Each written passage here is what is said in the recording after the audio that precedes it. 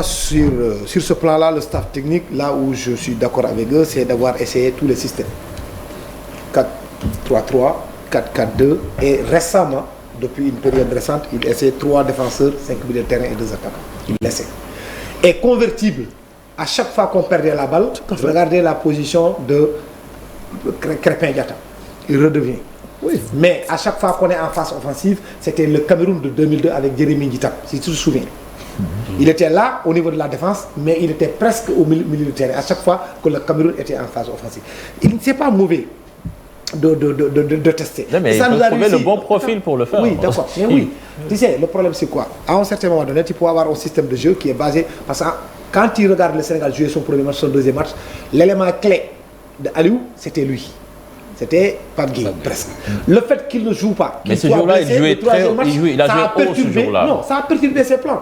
C'est exactement ce qui s'est produit lors de la Coupe du Monde. Parce que la Coupe du Monde, c'est la blessure de Sadio Mané a complètement anéanti... Le jour du match, quand Ghana devait sortir. Oui, a complètement anéanti donc les plans d'Aliou. Donc il a essayé de se réajuster contre le Cameroun. Moi, la seule chose que je lui reproche, véritablement, et ça c'est sur le plan tactique, c'est ces changements qui ne sont pas intervenus à un moment donné. C'est ça. Mais c'est ce que tout le monde reproche, c'est rien d'autre. Parce que quand même, il faut être aveugle pour ne pas voir... Est-ce que quelqu'un a souvenance d'une CAN où le Sénégal a fait 3 matchs, 3 victoires au premier tour? Mais c'est de ça. Alors, c'est de ça qu'on est en train de parler. De manière différente. Oui. Quand on a parlé de gestion des hommes, et moi je me dis... Non, mais là-bas c'est différent. Non, là-bas c'est différent. Parce que là-bas, c'est ce que je dis encore une fois, c'est un médecin après la mort. Non, parce que la blessure d'un joueur, il pouvait jouer le match et il ne se blesse pas. Non, il pouvait jouer et il ne se blesse pas. Tu parles de médecin. Non, mais dans la gestion, il n'y a pas que cette histoire de blessure. Non. Il pouvait, je dis, tu sais, c'est des si, il pouvait ne pas se blesser. Il a joué, il s'est blessé, il est sorti. Donc il ne joue pas le prochain match. Les plans ont changé.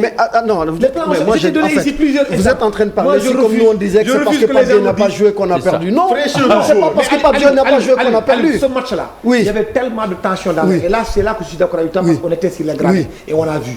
À la mi-temps, les joueurs se sont... Mais j'étais devant, j'étais témoin. Le Sénégalais... Ça s'est passé devant moi. Les Sénégalais, moi, personnellement... Attends, moi, personnellement, je ne voulais même pas, tu peux demander à n'importe quel journaliste, je ne voulais même pas qu'on gagne le match. Moi, je prônais pour la deuxième place.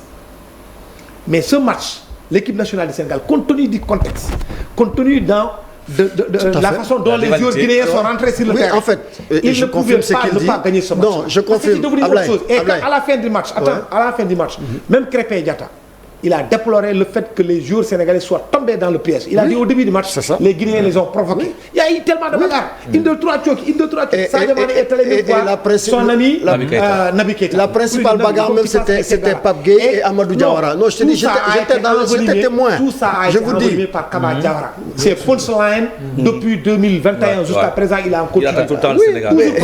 Et donc vous pensez que ça a impacté...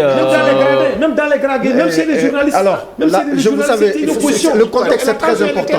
Il faut toujours contextualiser. Vous savez, il faut toujours contextualiser les événements.